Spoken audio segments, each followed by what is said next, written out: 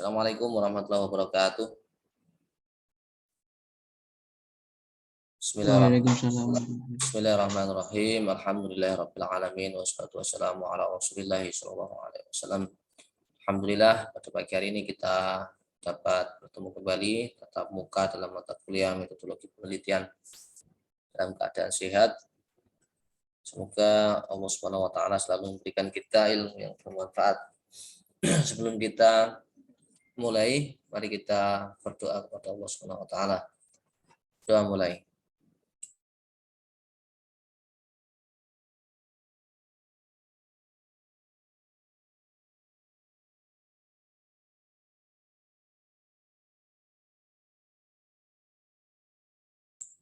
Berdoa selesai. Kita lanjutkan dengan tilawah. Silakan Mas Syatur, jika sudah siap dapat dimulai.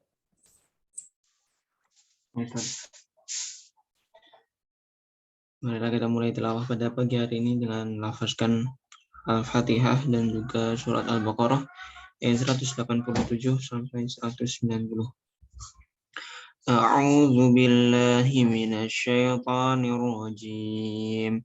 Bismillahirrahmanirrahim. Alhamdulillahi rabbil alamin. Ar-Rahmanir-Rahim. Maliki yaumiddin. Iyyaka na'budu wa iyyaka nasta'in. Ihdinas siratal mustaqim. Siratal ladzina an'amta 'alaihim ghairil maghdubi 'alaihim waladdallin.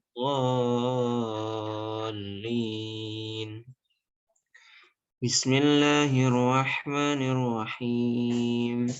Uhilla lakum laylatas siyamir rafathu ila nisaikum hunna libasul lakum wa antum libasul lahun. Alimallahu annakum kuntum takhtanuna anfusakum fataba 'alaikum wa 'afa 'ankum. فالآن باشروهن وابتغوا ما كتب الله لكم وكلوا واشربوا حتى يتبين لكم الخيط الأبيض من الخيط الأسود من الفجر ثم أتموا الصيام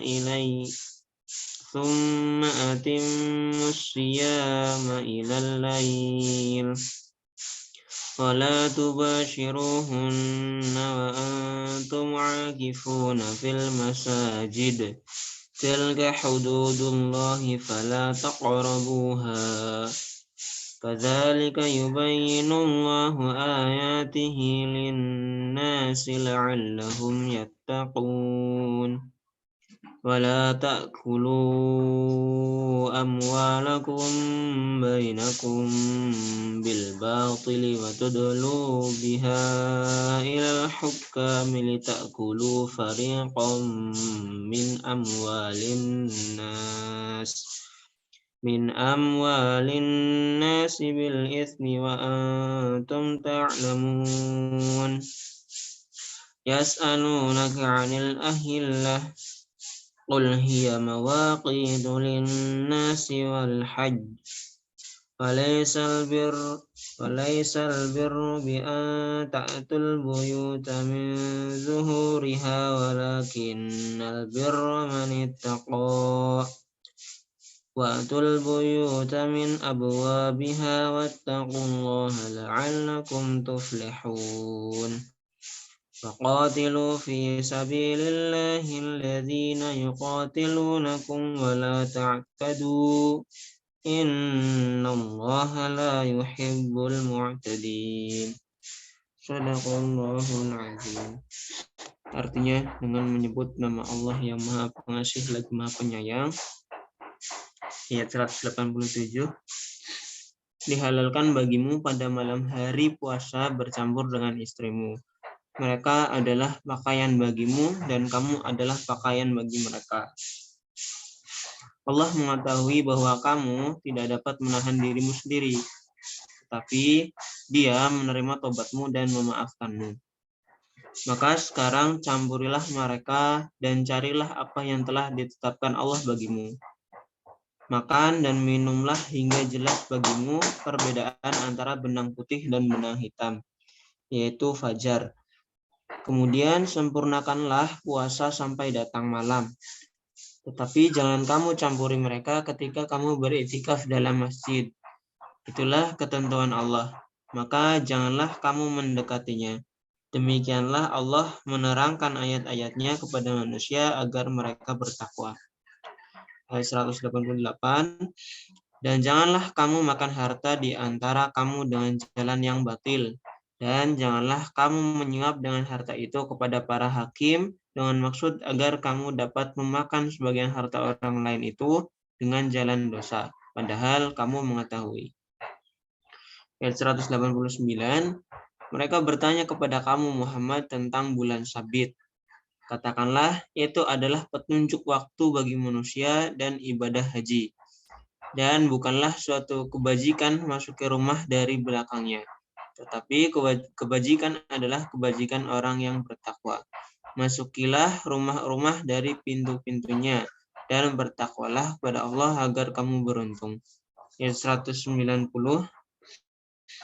Dan perangilah di jalan Allah orang-orang yang memerangi kamu. Tetapi jangan melampaui batas. Sungguh Allah tidak menyukai orang-orang yang melampaui batas.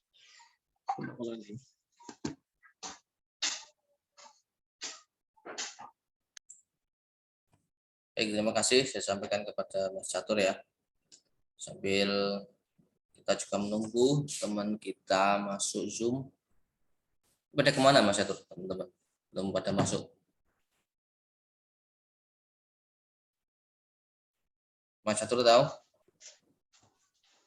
Kurang tahu, Ustaz. Belum hubungi itu. Oke. Baik. Jadi kita sudah tilawah bersama ya. Ayat 187 sampai 190. Masih keterangan ayat sebelumnya, yakni berkaitan dengan puasa. Nah, saya ingin membahas di apa ini 188 sampai 190 ya. Itu berbicara terkait dengan masalah harta begitu ya. Janganlah kamu makan dari harta yang batil dan jangan kamu menyuap dengan harta itu kepada hakim. Ini anjuran untuk apa yang mendapatkan harta dengan cara yang baik dan dilarang melakukan suap menyuap. Kemudian ayat apa ini 189 itu berbicara masalah waktu ya, penentuan waktu. Jadi di dalam Islam waktu itu ditandai dengan pergerakan bulan gitu ya, bulan. Nah, waktu malam dan siang itu juga mengacu pada pergerakan matahari. Ya. Apabila matahari akan terbit ya, sampai nanti matahari tenggelam itu dinamakan waktu siang gitu ya. Dan kalau sudah waktu maghrib ya itu sudah kategori waktu malam. Nah, dalam menentukan itu pula biasanya di awal bulan itu tandanya adalah melihat hilal ya, melihat bulan apakah sudah masuk di bulan berikutnya atau belum gitu ya. Itu dijelaskan di ayat ini. Kemudian itu juga berbicara masalah cara masuki rumah ya. Yang mana zaman dahulu ketika orang-orang selesai haji, umroh, itu mereka memasuki rumah dari belakang. Nah itu dilarang gitu ya. Jadi memasuki rumah itu ya dari pintu-pintu yang tersedia di depan. Gitu.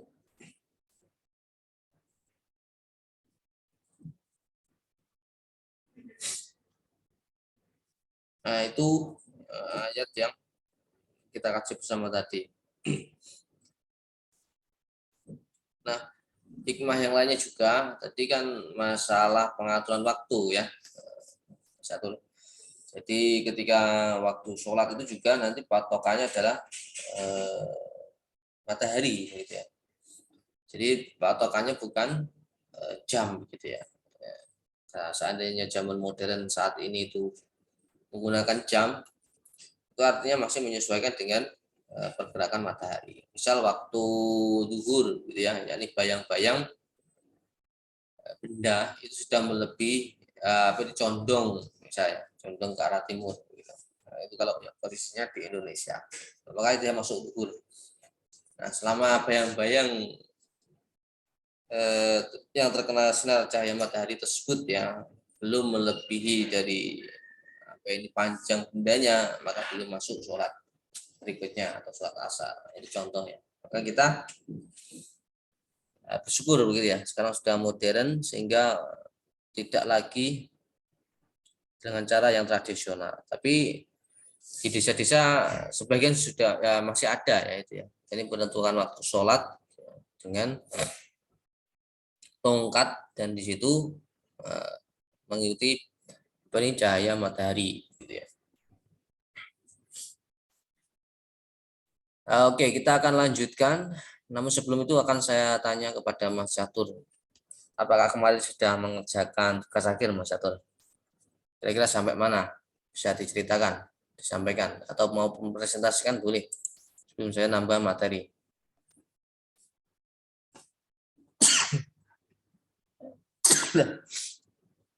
Halo Mas Catur. Halo Ustaz. Silakan.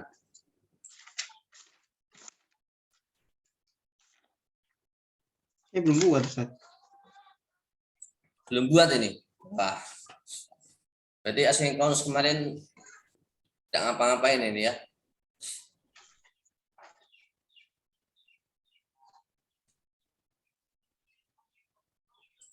Enggak Ustaz.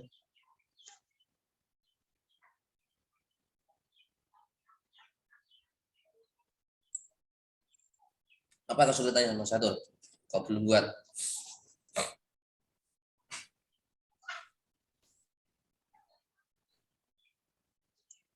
Tes. Enggak Ustaz. Ya, apa yang dialami Mas Catur? Kesulitan yang dialami? Kesulitannya mungkin gitu Ustaz. Kayak mencari referensi sama memasukkannya gitu Ustaz. Biar misal kayak Oh itu misalkan mudah itu dikerjakan di akhir saja itu. Tapi minimal sudah belajar menulis dulu, membuat judul. Apalagi nanti yang di UTS dan UAS kan adalah proyek ini. Kira-kira apa nih judul yang ingin dibuat Mas Catur? Masalahnya apa sih Mas Catur? Mas Catur melihat masalah apa di lapangan?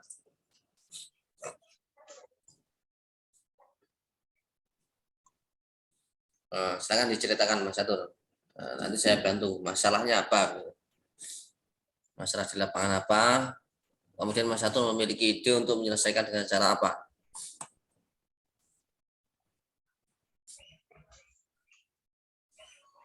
masalah yang ada ya Ustaz ya. Silakan bercerita aja, nanti saya bantu. Kalau kita teori aja ya nanti kesulitan lagi Mas Catur. Saya tanya nanti rumusan masalah apa nggak tahu. Masalah apa nggak tahu, judul, cara menulis judul yang bagus gimana. Jadi silakan disampaikan melihat masalah apa atau mungkin belum menemukan masalah. Kalau masalah ya Ustaz, mungkin saya pernah lihat bahwa di anak SD itu ya Ustaz, yang kelas 1 sampai 3 bahkan ada yang sampai 4, saat saya tanya, kan saya ngajar ngaji gitu ya Ustaz. Saya tanya, itu sih jam berapa, kan saya nggak kelihatan gitu kan. Itu jam berapa gitu. Nah, mereka tuh nggak tahu Ustaz, jam berapanya. Misalkan jam 4 kurang 20 ya. Itu bilangnya ya jarum pendeknya di angka 3, terus panjangnya di angka berapa? Angka 8 gitu. Seperti itu, Ustaz. Atau 7 gitu. Gitu, Ustaz. Berarti dia tidak tahu waktu ya, tidak tahu konsep jam. Ini kelas berapa dia? Ada yang kelas 4, Ustaz, ada yang kelas 3 gitu. Ya, dia belum tahu jam ya. Materi jam itu dikenalkan di kelas berapa, Mas Atur? Kalau Nah, SD. saya juga belum cari tahu, Ustaz. Nah, itu PR-nya Mas Atur berarti ya. Berarti mencari materi waktu dan jam itu dikenalkan di kelas berapa. Saya kira di kelas 2 itu pengenalan sudah ya. Hanya pengenalan waktu. Tapi kalau secara praktik itu kalau nggak salah kelas 3. Misal pukul 6 begitu kan ya. Tapi apa ini? Nampaknya kelas 2 pun sudah mulai dikenalkan itu Mas. Jadi ini PR berarti ya. Berarti masalahnya lemahnya apa ini konsep waktu gitu ya. Lemahnya penguasaan konsep waktu.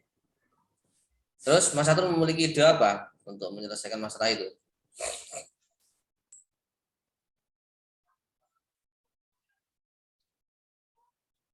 Idenya mungkin itu, Ustaz. Ya, pemahaman lagi gitu, Ustaz. Menggunakan kayak praktek langsung menggunakan jam gitu. Kalau praktek ya. Berarti sudah ketemu judul nih ya. Coba saya tulis ya. Berarti kan meningkatkan konsep penguasaan konsep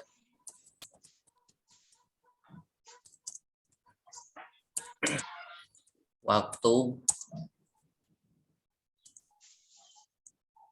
bagi siswa mana itu? Kelas 4 ya? Iya, Kelas 4 SD.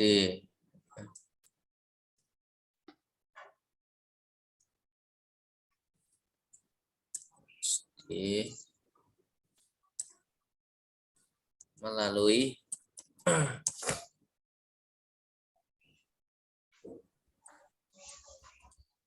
praktek. Nah, ini sudah jadi judul ini. Berarti penguasaan konsep dan praktek. Intinya begitu ya, sederhana seperti ini. Ini sudah saya tulis di kolom chat itu Mas Catur. Jadi tinggal PR-nya Mas Catur menulis itu ya latar belakang masalahnya apa. Itu ya. Halo? Jelas ya? Jelas, Ustaz. Nah, tinggal ditulis ini ya. Masalah sudah ketemu nih ya. Kemudian solusinya praktik. Ya, kemudian tinggal ditulis itu. Nanti jadi untuk karya tulis. Karena ini mata kuliah metodologi penelitian ya harus bisa menulis. Itu Mas Catur ya. Nah, ini pekan depan itu kita akan UTS terkait dengan proyek akhir ini, gitu ya. Jadi silakan dikerjakan sampai hasil ya kalau bisa. Tapi kalau bisa ya sampai bab metodologi kalau belum. Hari ini nanti kita akan padatkan untuk materinya, gitu ya. Gitu ya. Dia nggak masuk hari ini silakan diberitahu teman-temannya. Kalau Mas Catur, kalau Mas Vito sampai mana? Tugas akhir yang dibuat?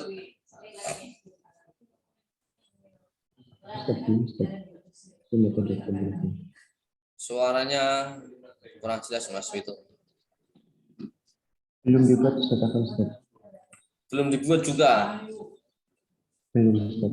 Wah, ini berarti kan kesulitan ya. Nanti saya kasih contoh ya berbagai jenis artikel. Teman-teman dapat mencontoh itu. Ya. Jadi nanti pekan depan adalah UTS terkait dengan proyek atau tugas akhir yang dibuat. Gitu ya. Ini membuat artikel. Betul ya, tugas akhirnya membuat artikel. Mas Catur, Mas Witu. Oke, berarti nanti akan saya sampaikan materi ya. Materi kita akan padatkan. Semoga teman-teman bisa memperhatikan dengan baik.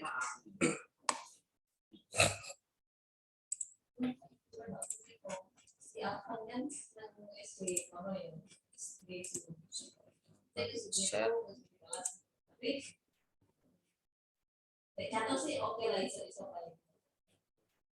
Oke ya, pekan depan kita akan UTS terkait dengan proyek. Jadi silakan dikerjakan ya. Ini pertemuannya mau habis ya, nanti akhir Juni itu sudah UAS. Nah, teman-teman belum mengerjakan, ya, nanti nggak selesai, nggak dapat nilai.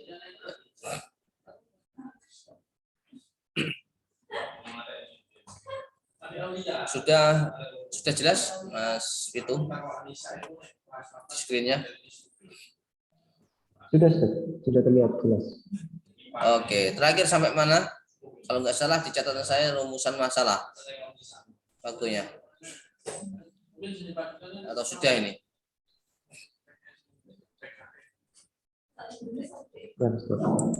Sudah, rumusan masalah sudah. Lagi cari itu catatannya. Gimana? Lagi mencari catatannya. Dari catatan. Kalau Mas Catur sampai mana Mas Catur? Apa yang dimaksud rumusan masalah? Bisa menjawab belum? Belum, Ustaz.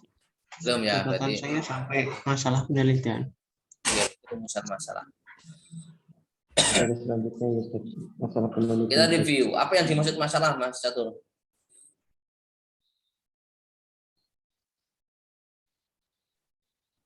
Halo?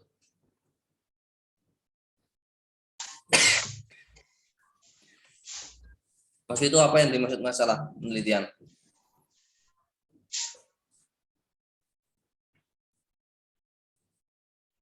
Halo? Nah, nanti saya kasih materi terus teman-teman nggak bisa jawab ya.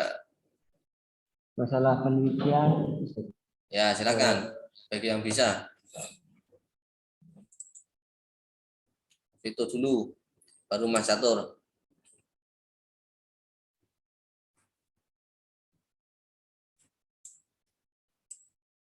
Masalah apa ya? Apa yang ini? Ya, belum? Apa Mas Vito yang dimaksud masalah? Nyatet enggak ini selama dikasih materi?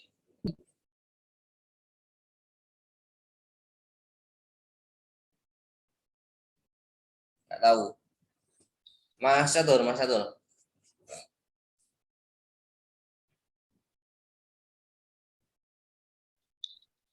Ya, Ustaz. Apa Mas Catur yang dimaksud masalah penelitian? Setelah itu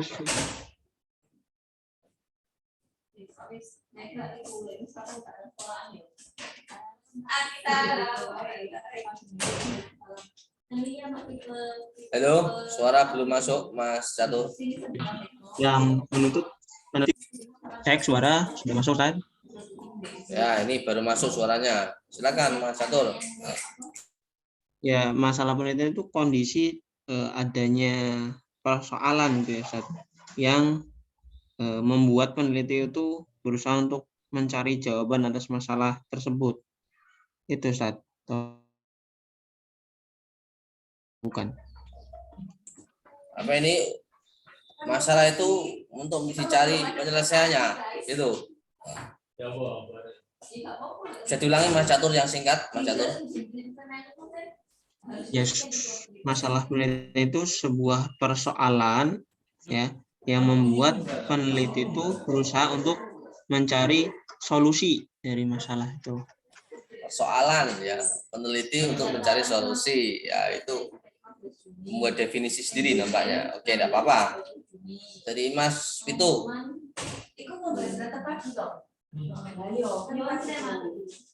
Halo, Mas Vito.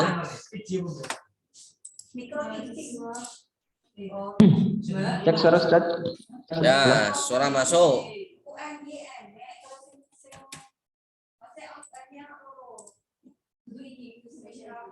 Halo Mas. Ya Ustaz, Ya, jawaban masuk atau silakan. solusinya Ustaz. Mas itu apa?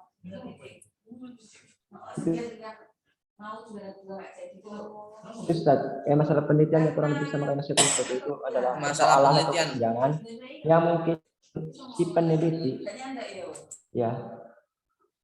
Nah, untuk menuntun peneliti itu untuk mencari jawaban.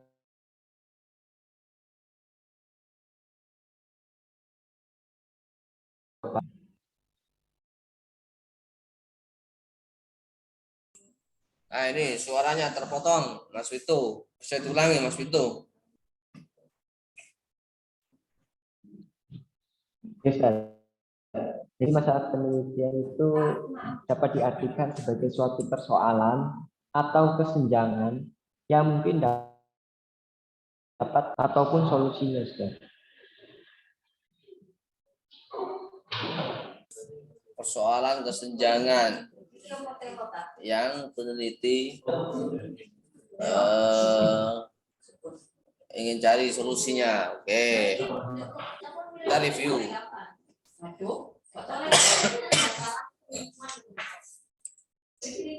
Nah, kita review ulang ya, teman-teman. Kalau jenis penelitian ada berapa, Mas? Itu. Ditunjuk dari jenis datanya ada berapa?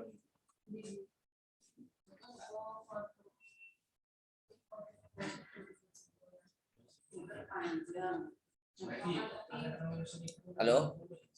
Kalau Mas Catur, jenis penelitian ada berapa, Mas Catur?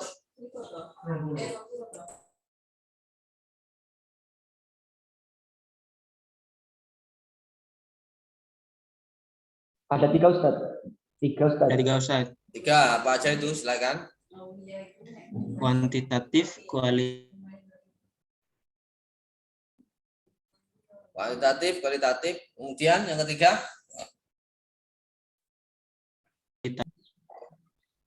kombinasi. Kombinasi. Oke, bagus. Kita review ya. Itu harus tahu dulu. Ini ya. Masalah penelitian merupakan kesenjangan. Itu ya, saya blok. Kesenjangan adalah harapan dengan fakta. Tahu ya kesenjangan. Berarti bertitik balik. Ya. Kebalikan. Misal siswa ini seharusnya nilainya 80, tetapi nilai 50 itu sudah menjadi masalah. Berarti antara harapan dengan fakta tidak sesuai, sudah jadi masalah ini. Atau kondisi, ya, atau kondisi yang tidak sesuai dengan teori. Misal kondisinya siswa ini seharusnya duduk rapi di bangku masing-masing, tapi ramai terus, berarti itu menjadi masalah. Gitu ya, sesederhana itu masalahnya, teman-teman. Harus jeli, apalagi kan belum membuat itu tadi ya. Jadi silakan dibuat. Ya, besok yang diuteskan adalah itu. Jangan sampai nanti tidak membuat. Ya. Itu ya. Ringkasnya seperti itu. Baik, saya akan percepat ya. Berikutnya di dalam unsur ya penelitian itu ada yang dinamakan rumusan masalah ya teman-teman. Tadi kan masalah sudah tahu ya, kesenjangan antara kenyataan dengan teori.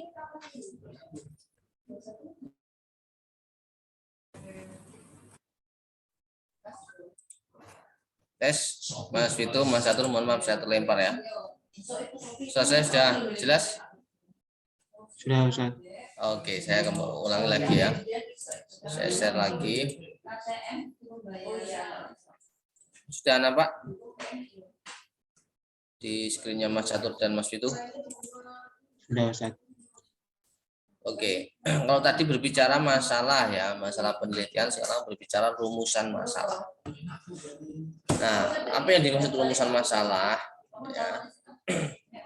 Rumusan masalah atau pertanyaan penelitian merupakan, nah ini ya, Saya blok ini ya teman-teman. Yakni pertanyaan dalam penelitian kuantitatif maupun kualitatif yang disusun oleh peneliti secara spesifik untuk dicari jawabannya. Misal tadi saya menulis rumusan masalah bagi Mas Catur. Tadi meningkatkan penguasaan konsep waktu bagi siswa SD ya dengan praktek. Maka ini jenis penelitiannya apa? Misal saya buat penelitiannya penelitian tindakan kelas atau apa gitu ya. Kita contoh penelitian tindakan kelas. Berarti rumusan masalahnya adalah ya, dalam bentuk kalimat tanya ya, bagaimana penguasaan konsep hasil penguasaan konsep waktu melalui praktek siswa kelas 4 gitu.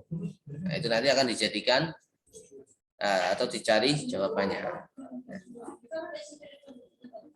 Atau penelitian ini saya jadikan penelitian eksperimen memang.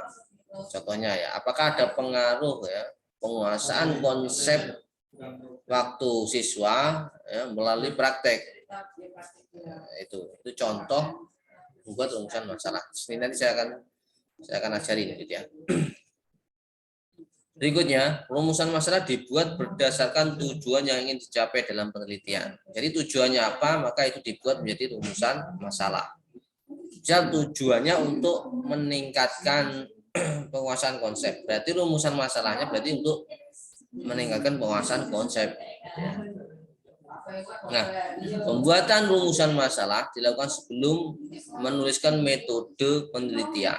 Nah, biasanya kalau teman-teman lihat contoh skripsi atau contoh artikel itu ditulis di bab 1 ya, atau di bab bagian pendahuluan. Biasanya kan ada rumus, ada latar belakang, kemudian ada tujuan, kemudian ada rumusan masalah, gitu ya, ada manfaat, itu serangkaian ya. Nah, bagaimana cara membuat rumusan masalah? Ini ya, saya blok ini. Rumusan masalah yang dibuat harus jelas, sempit, spesifik, dan dapat diukur. Jadi tidak boleh membuat rumusan masalah itu terlalu luas, gitu ya. Nanti di sini akan kita contohkan bagaimana cara membuat rumusan masalah. Nah, ketika saya menjelaskan seperti ini, Mas Fitu dan Mas Catur silakan dicatat ya hal-hal penting. Besok ketika saya tanya, teman-teman nggak bingung lagi, gitu. Rumusan masalah adalah apa? Ini nggak tahu nanti. Terus kemudian bagaimana cara yang harus dibuat dalam menulis rumusan masalah. Misal ini ya, rumusan masalah harus dibuat jelas. Jelas itu artinya tidak ada yang abu-abu. Misal tadi Mas Catur mengemukakan ada masalah siswa tidak tahu konsep waktu. Berarti jelas ya. Berarti lemahnya penguasaan konsep waktu siswa. Sempit artinya tidak luas. Yang dimaksud waktu yang apa ini? Misal waktu itu kan banyak ya, waktu tahun, bulan, jam. Maka perlu disempitnya lagi. Berarti itu masuk waktu jam, gitu ya. Coba tunjukkan pukul 7. Jarum pendek di mana, jarum pandang di mana, gitu. Itu dikenalkan. Itu kalau masalahnya tadi lemahnya penguasaan konsep waktu siswa. Nah, spesifik ini artinya jelas siapa subjeknya, tempatnya di mana, waktunya kapan, itu jelas. Jadi ketika membuat rumusan masalah, itu kita sudah tahu subjek siswa mana yang akan kita lakukan penelitian. Berikutnya dapat diukur. Dapat diukur ini artinya ya, ketika kita membuat rumusan masalah, yaitu dapat diukur dengan rumus statistik. Misal ya, bagaimana cara mengukur peningkatan penguasaan konsep? Ya, dengan membandingkan antara sebelum praktek dengan setelah praktek. Kemudian selisihnya berapa? Sebelum praktek dia nggak tahu waktu. Setelah praktek dia tahu waktu. Maka itu namanya dapat diukur. Ya, jelas. Berikutnya ya, ada perbedaan yang mendasar antara rumusan masalah dalam penelitian kuantitatif dan kualitatif. Rumusan masalah dalam penelitian kuantitatif ya, ini perlu teman-teman catat. Berhubungan dengan variabel dalam individu atau organisasi. Ya, variabel tahu ya? Nanti saya akan kasih tahu contoh variabel. Sedangkan dalam penelitian kualitatif berhubungan dengan konsep utama yang diungkap. Ini dari Creswell. Seperti apa contohnya? Contoh rumusan masalah pada penelitian kuantitatif. Ya, ini saya blok ini teman-teman contoh. Namanya rumusan masalah itu dibuat dalam bentuk kalimat tanya. Ya. Ini contohnya rumusan kuantitatif. Apakah ada pengaruh peran orang tua terhadap hasil belajar? Kalau ini contoh yang saya sajikan. Kalau judulnya yang dibuat oleh Mas Catur, berarti rumusan masalahnya bagaimana Mas Catur? Ya, kalau dibuat seperti ini. Halo Mas Catur. Kalau rumusan masalah seperti ini, terus kemudian bagaimana? Jadi bagaimana pengaruh? Ini loh, praktek. Coba tiru aja ini kalimat tanyanya tiru. Jadi ada pengaruh? Terus apakah ada pengaruh? Terus praktek? Betul. Apakah ada pengaruh praktek terhadap hasil? Betul. Belajar siswa. Bukan hasil belajar siswa terhadap peningkatan penguasaan konsep waktu siswa. Gitu ya, Mas Catur? Iya. Jadi apakah ada pengaruh? Coba diulangi Mas Catur. Praktek. Apakah ada pengaruh praktek terhadap peningkatan penguasaan konsep waktu? Oke, bagus. Nah, itu ya, itu namanya rumusan masalah kuantitatif. Kemudian Mas Vito kan juga belum membuat nih ya. Mas Vito bisa bercerita judul yang ingin dibuat apa? Nah, nanti kita langsung praktekkan di sini. Judulnya apa Mas Vito? Atau belum menemukan judul? Nanti saya bantu. Belum menemukan judul. Belum menemukan?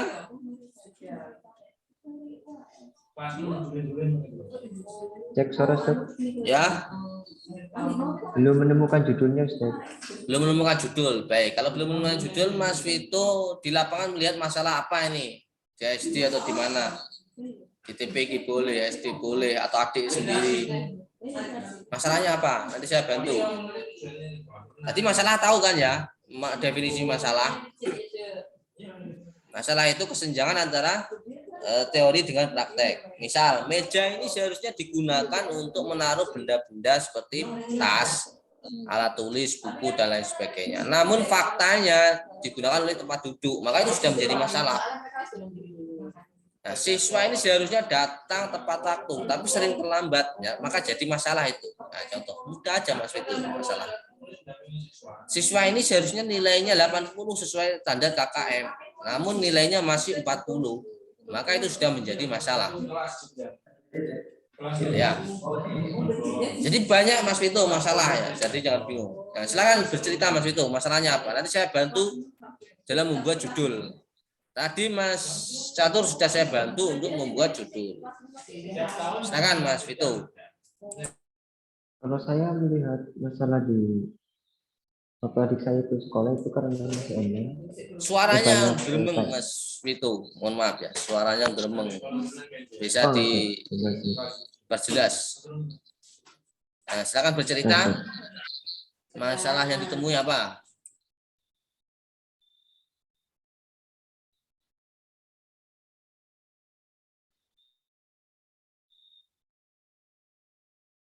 Cek suara Ustaz. Nah, ini sudah lebih bagus, jelas. Silakan. Masalah yang dilihat apa?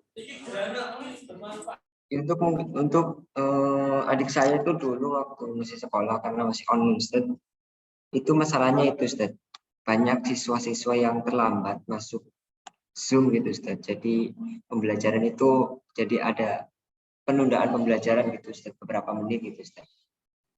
Seperti itu Ustaz yang saya lihat itu Ustaz. Oke, banyak siswa yang terlambat masuk Zoom ya. Oke, terus Mas Vito memiliki ide apa untuk menyelesaikan masalah itu?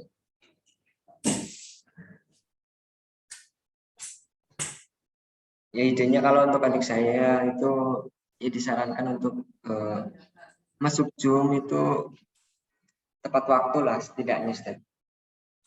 Sebelumnya itu udah siap dulu. Sebelumnya udah siap dulu. Ya, kita konkretkan.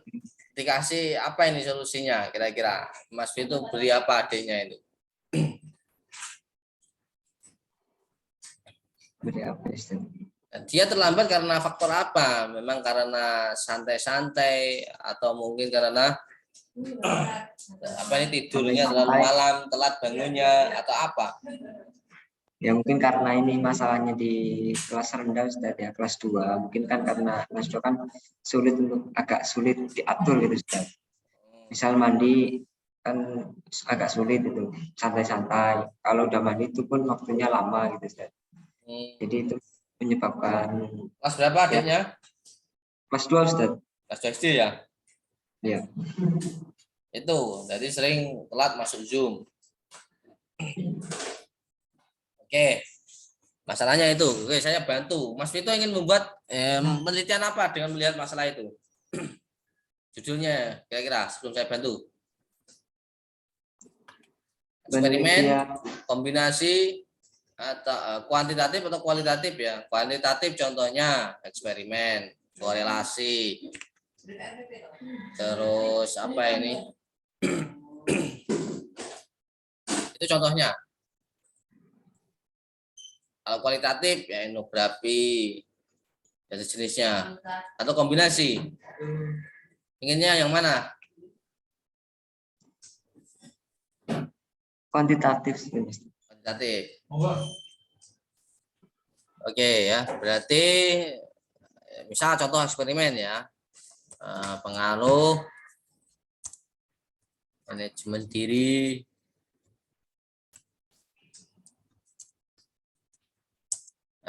terhadap ya, kedisiplinan masuk Zoom siswa SD kelas 2. Pengaruh manajemen diri. Misal solusinya dengan manajemen diri, peningkatan manajemen diri. Atau dikasih pengaruh nasihat, dikasih nasihat terus ternyata mental nasihatnya ya, keluar masuk telinga kanan, keluar telinga kiri, terus mental. Berarti nggak ada pengaruh, dikasih nasihat nggak mempan. Pengaruh apa ini hukuman, metode hukuman terhadap kedisiplinan. Misal hukumannya apa? Kalau telat masuk Zoom, misal dikasih skorsing atau apa, boleh. Caranya macam-macam ya. Kalau tidak telat, dibelikan es krim, bisa aja seperti itu. Itu Mas, itu ya. Oke, kalau judulnya seperti ini sudah jelas ya. Nah, oke, saya enter itu di kolom chat. Ini misal kalau eksperimen ya. Nah, kalau dibuat seperti ini, maka rumusan masalahnya bagaimana Mas Vito? Kalau berdasarkan yang saya blok ini, kira-kira bagaimana? Silakan Mas Vito. Tadi Mas Catur sudah bisa membuat rumusan masalah. Kalau judulnya seperti ini, apa Mas Vito? Rumusan masalahnya. Silakan ditiru aja ini. Tinggal ganti subjek apa ini variabelnya. Silakan Mas Vito. Ini ya contohnya. Contohnya ini kan kuantitatif juga. Apakah ada pengaruh peran orang tua terhadap hasil belajar siswa? Nah, kalau judulnya seperti yang punyanya Mas Vito ini, pengaruh manajemen diri terhadap kedisiplinan. Ini contoh ya. Mas Vito boleh ganti nanti. Ini saya akan bantu, cuma bantu doang. Silakan Mas Vito.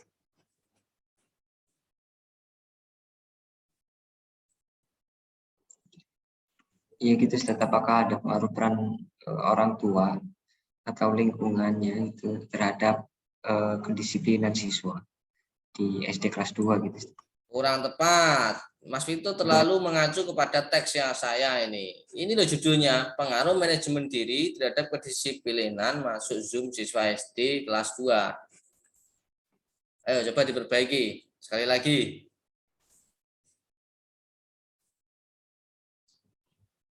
Apakah ada pengaruh?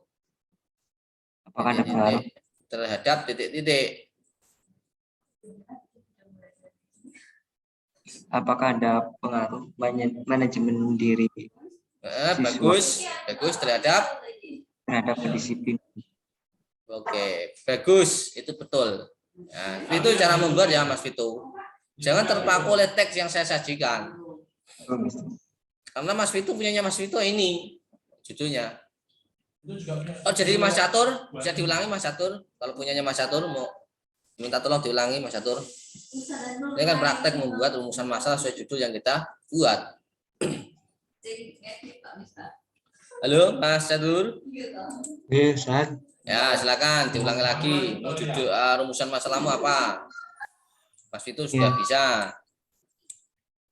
Kalau sesuai yang saya bilang ini. Apakah ada pengaruh terus praktek terhadap peningkatan penguasaan konsep waktu? Oke, bagus. Konsep waktu siswa kelas berapa itu ya? Kelas 4. Kelas 4. Sip. Jadi sudah bisa membuat rumusan masalah. Oke, nanti kita akan praktek terus ya. Kemudian setelah kita tahu teorinya, kemudian kita cara menulis rumusan masalah. Ingat-ingat ini ya, teman-teman. Gimana caranya? Rumusan masalah dalam penelitian kuantitatif yang dibuat akan berhubungan dengan tujuan penelitian yang ingin dicapai. Ini ingat ya, tujuannya apa, maka rumusan masalahnya itu yang dibuat. Oleh karena itu, rumusan masalah dalam penelitian kuantitatif perlu dibuat secara spesifik. Ya, tadi sudah jelas ya. Biasanya rumusan masalah dalam penelitian kuantitatif berkaitan dengan hubungan ya, atau perbandingan antar variabel. Jadi misal punyanya Mas Catur tadi, praktek dan penguasaan konsep, itu menyangkut variabel. Ya, jadi ada 2 variabel itu tadi ya. Kalau punyanya Mas itu variabelnya apa?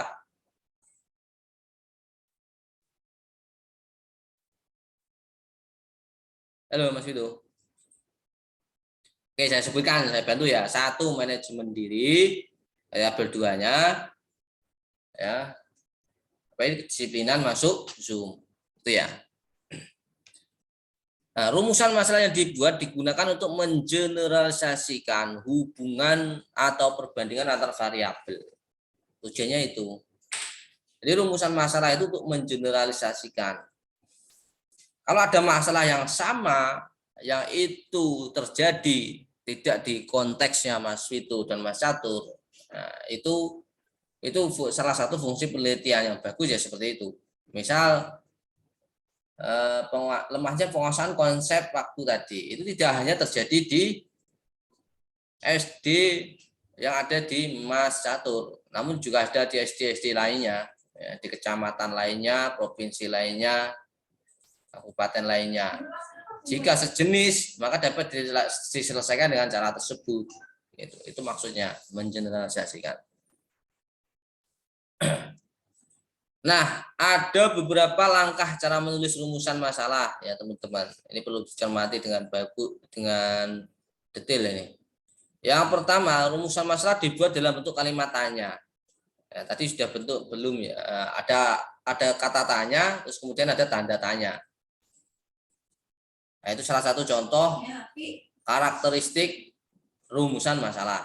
Ya. Yang kedua, rumusan masalah diawali dengan kata tanya 3 ini umumnya ya. Mengapa, bagaimana, dan apa.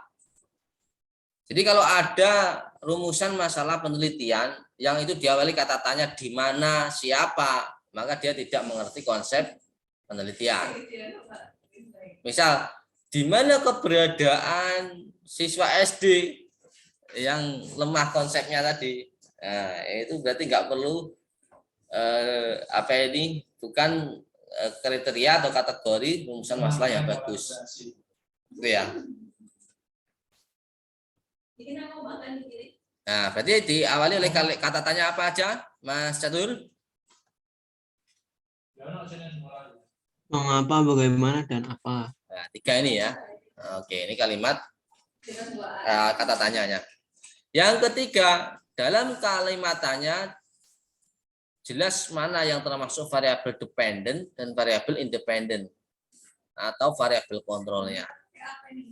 Nanti ya saya jelaskan variabel dependent dan variabel independent. Oke ya, apa yang dimaksud variabel dependent dan variabel independent? Nanti aja. Kita fokus ke rumusan masalah. Kemudian kalimat rumusan masalah menggunakan kata operasional, ya, kata kerja operasional. Jadi tidak ada kata kerja, misal bentuknya bukan kata kerja ya. Ada yang belum bisa membedakan ya. Ada ini kata kerja, ini kata benda, kata keterangan. Maka teman-teman harus bisa membedakan mana sih yang termasuk kata kerja operasional.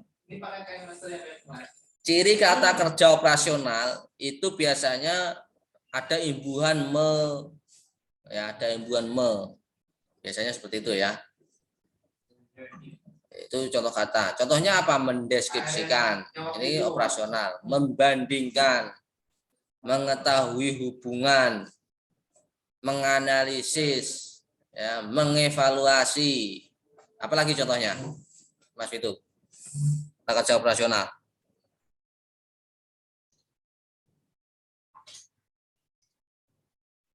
Halo, Mas Satur, kata kerja lainnya operasional seperti apa contohnya? Menganalisis. Bagus. Lagi banyak kan kata kerja itu. Mengoperasikan. Bagus.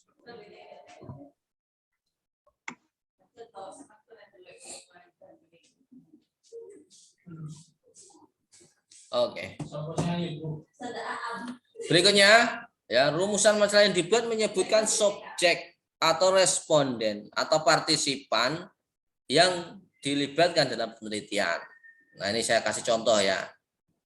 Ini saya blok yang contoh ini. Ini semuanya berbentuk kalimat tanya ya, betul ya, menggunakan kata tanya dengan tanda tanya. Ada variabel, ada apa itu kata kerjanya. Contoh, bagaimana pengaruh gaya belajar siswa terhadap hasil belajar siswa kelas 4 SD. Ini contoh cara membuat apa itu rumusan yang bagus. Contoh kedua, bagaimana hubungan gaya belajar siswa dengan hasil belajar siswa SD kelas 4.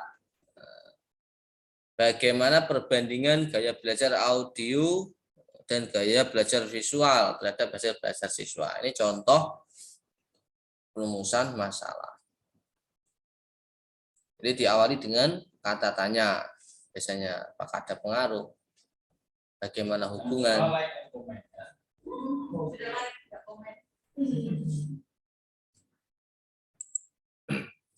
Berikutnya teman-teman. Nah, ini jenis-jenis rumusan masalah ya. Ini rumus dalam membuat rumusan masalah, ada rumusnya ya ternyata. Nah, di dalam penelitian kuantitatif itu ada 3 jenis rumusan masalah. Yang pertama rumusan masalah deskriptif, yang kedua korelasi, yang ketiga perbandingan. Ini yang kuantitatif loh ya. Karena yang paling mudah itu memang membuat rumusan masalah kuantitatif.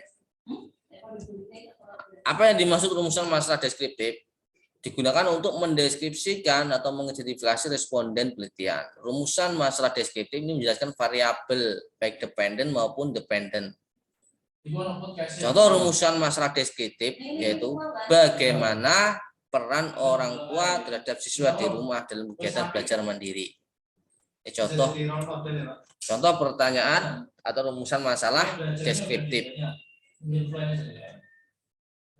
Nah, rumusan yang kedua, mengapa siswa terlihat kurang bersemangat belajar di sekolah? Nah, ini perlu dibahas. Nah, dari contoh ini kemudian kita dapat tentukan rumusnya. Ya, ini yang saya bold, saya cetak tebal, inilah rumus dalam membuat rumusan masalah. Yang pertama adalah kata tanya.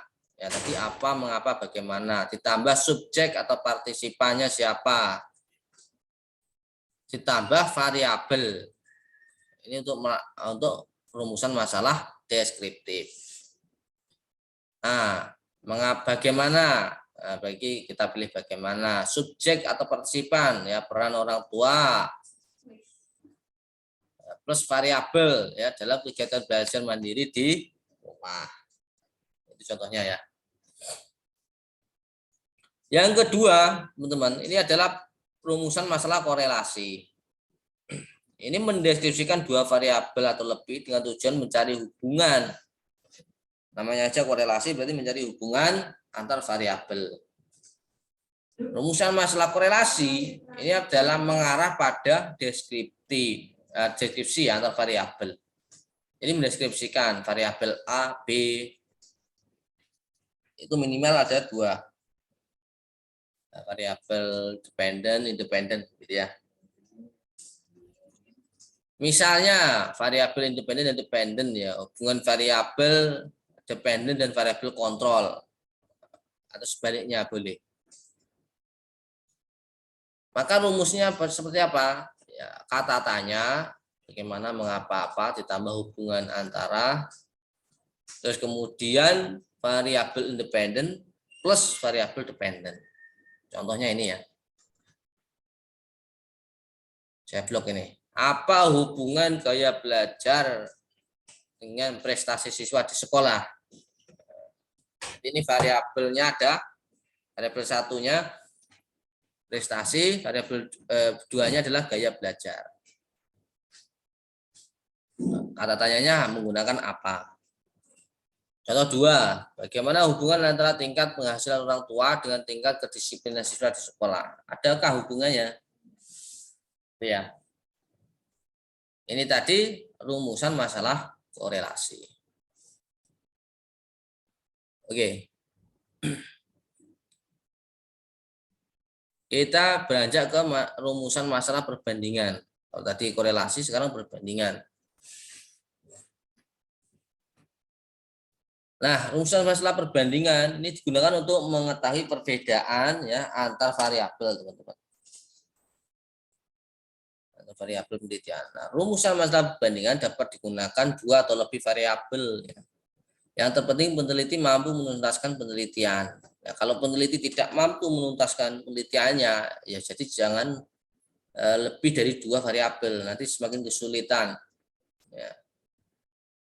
Gimana rumusan masalah perbandingan? Ya, contohnya, ya, ini kata apa, mengapa, bagaimana, sama plus perbedaan, plus variabel dependent, plus variabel dependent, plus subjek atau partisipan penelitian.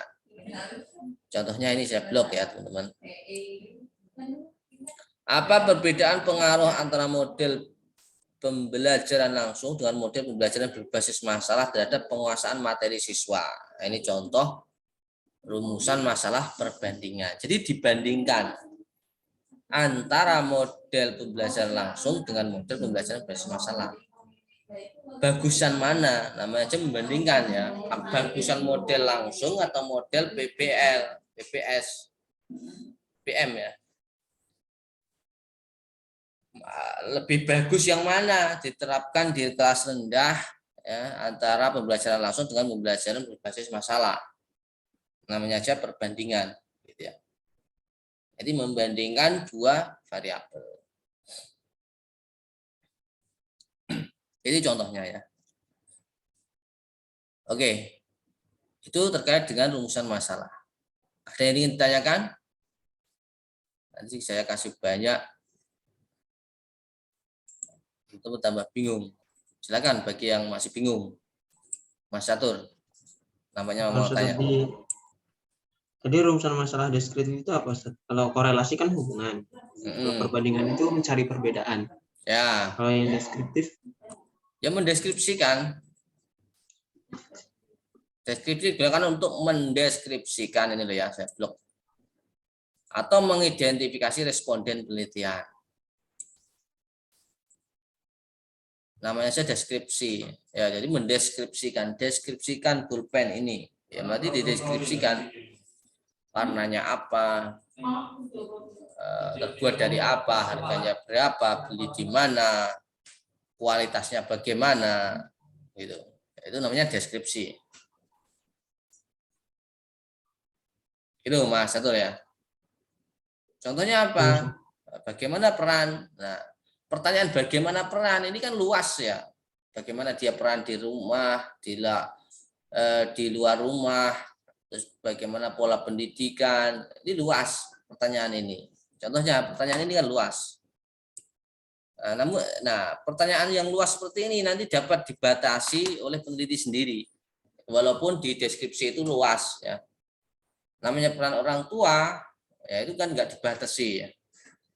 Nah, kalau peneliti mengasal nggak mampu, ya ini kebanyakan data Ustadz. Ini orang tua yang seperti apa? Misal orang tua selama di rumah saja, ya, berarti diamati di rumah saja.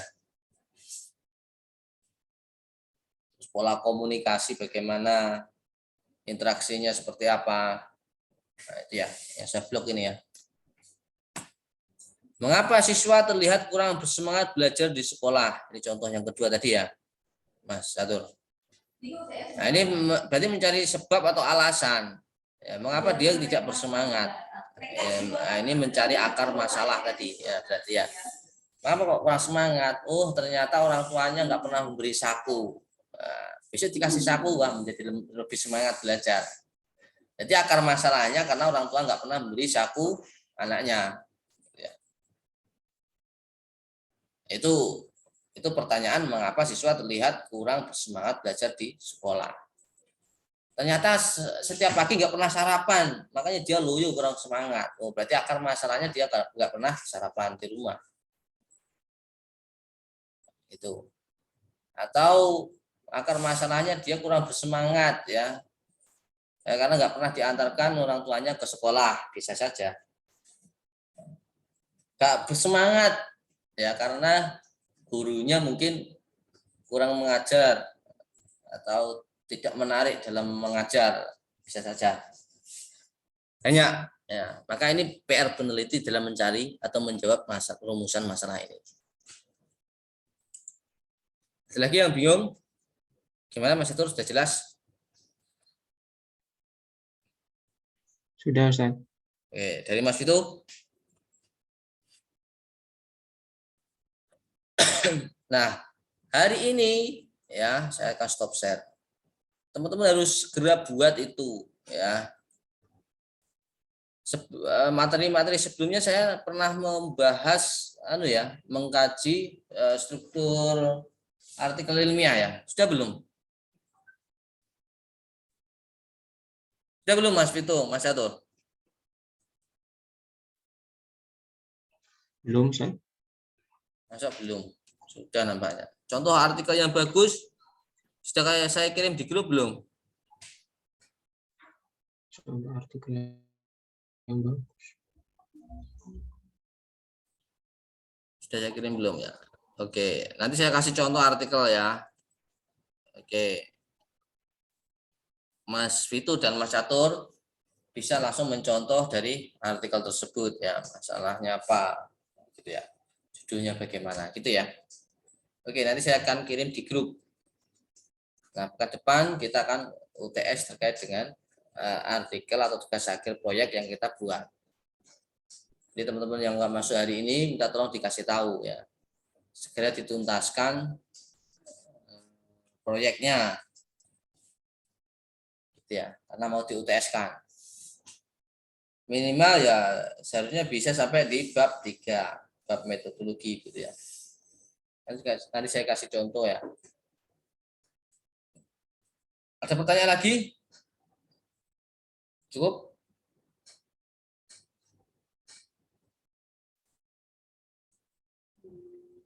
Kalau cukup sudah. Oke, baik. Kalau sudah, insya Allah cukup untuk materi hari ini. Semoga kita bisa menuntaskan semua materinya ya. Kalau belum nanti di kesempatan berikutnya kita akan coba analisis berbagai jenis artikel gitu ya. Oke, terima kasih teman-teman ya sudah menyimak dengan baik. Ini ada yang tahu infonya Mbak Hafizah kemana?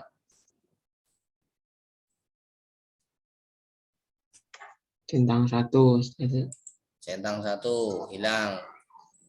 Setelah Mbak Hafizah siapa nih? Mbak Ulia? Belum dibaca, Ustaz. Belum Centang dibaca 2. juga, centang 2. Kemudian Mas Gilang. Centang 2 belum dibaca. Centang 2 belum dibaca. Oke, terima kasih informasinya Mas Satur. Nah, Iya, tolong Ustaz. teman-teman kasih tahu ya. Baik, kita tutup perkuliahan hari ini dengan doa kafaratul majelis. Subhanallah wa bihamdika asyhadu an la ilaha illa anta astaghfiruka wa atubu ilaik. Ini waktu masih ada beberapa menit. Silakan teman-teman bisa gunakan untuk mengerjakan tugas akhirnya itu ya. Tadi judul sudah saya bantu. Teman-teman langsung bisa lanjutkan di apa ini latar belakang ya. Latar belakang membuat apa saja. Kemudian di metodologi, syukur-syukur kalau sudah ada hasil, gitu ya. Gitu ya. Itu saja. Saya mohon maaf atas segala kekurangan dan terima kasih sekali lagi. Kita tutup. Assalamualaikum warahmatullahi wabarakatuh. Waalaikumsalam warahmatullahi wabarakatuh. Terima kasih, Ustaz. Terima kasih sama-sama Mas Fitung dan Mas Catur. Mas Catur ya. Saya tutup.